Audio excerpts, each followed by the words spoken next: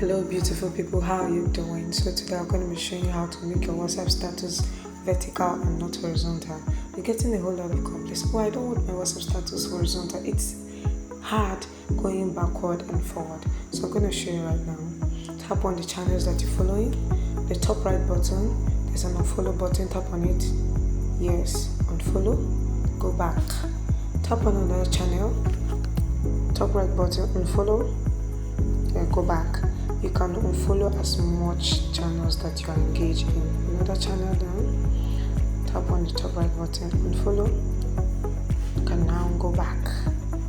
Another channel, top right button, unfollow, go back. Do all that as much as possible. Tap on the unfollow, go back.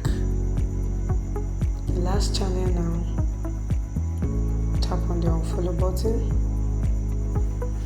go back. Now you have your WhatsApp status vertically. Easily, you can go upward and downward easily. This is beautiful. This looks good. So do it to like, subscribe for more content. I think this is nice. Very good. Easy. Good one.